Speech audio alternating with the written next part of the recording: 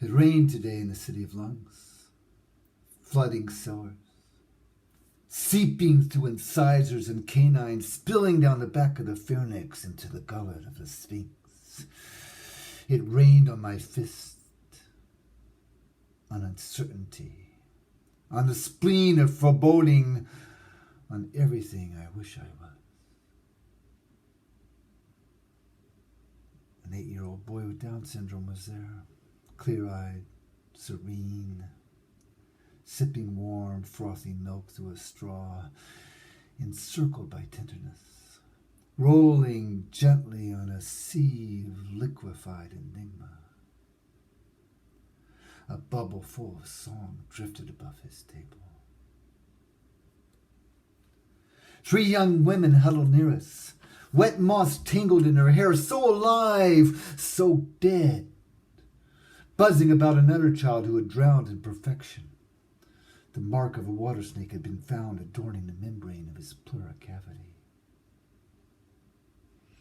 The mother of man, the mother of all men, the mother of the first man and the last, his hands full of tissues and thick yellow sputum, was there with her daughter-in-law hovering. Dark cumulonimbus eyes, electricity singeing the silk from the helices of their ears as their words, wet, wrapped in wool blankets, shivered under his tongue. He tried to voice them, unwittingly spitting into faces, hollow, shellless noises, troubled by the rattle of phlegm. Having blown his chance to solve the riddle, a beast with flaming bronchioles slinked forward on digital paths, reeking of infection. A persistent ache in my gut was there, pounding on tufted walls. I have no idea where it had come from or why. It exuded arrogance. Failure the cat was there. Failure the silver cat long gone was somehow there, purring like a silver motorboat. My left hand, torn, tended into the third digit, touching her behind her ears and under her throat. She was full of love. Minute details of stiff, abandoned shoes, of pants ripped in the crotch and ass, a trail of orgasms with inadequate excuses, the crumbling facade of years of compressed laughter, all the wet kisses of waterlogged lips, of thrilling memories, every shadow of every crease of every spasm, drifted in a turbulent air above my coffee and wayward cough, above the sphinx and the silver cat, so full of love. How does one pack one's bag when one owns so much? I've hoarded meaninglessness, enormous luck and meaninglessness. Running across my forehead, I've hoarded fragmented causes of fragmented effects.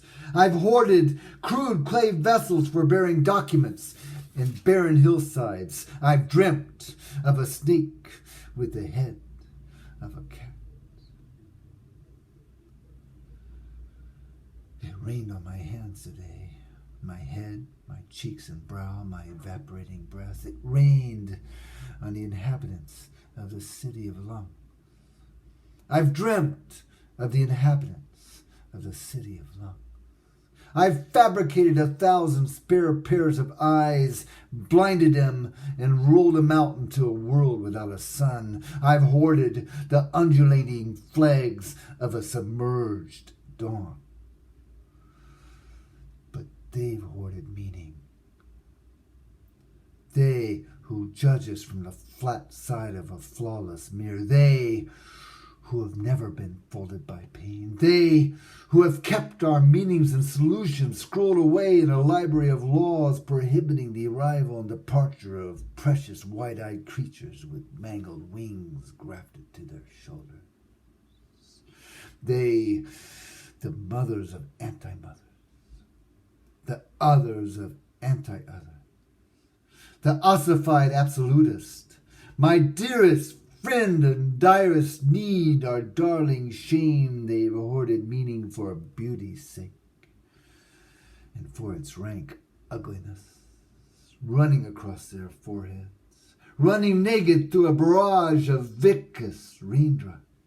They've hoarded meaning as a legacy for their perfect children. They've hoarded meaning while we beg for tidbits, bubbles full of meaninglessness drifting above our tables. A why floating above a why not. They've hoarded whatever was, is, or will ever be while clinging desperately to the teeth of the last laugh. It rained today on the shell of a snail. As the sky stirred the soil and green blood coursed silently in its privacy. It rained on the sticky trail of snail stains, on the cleansing river of the liver, on my pale yellow belly.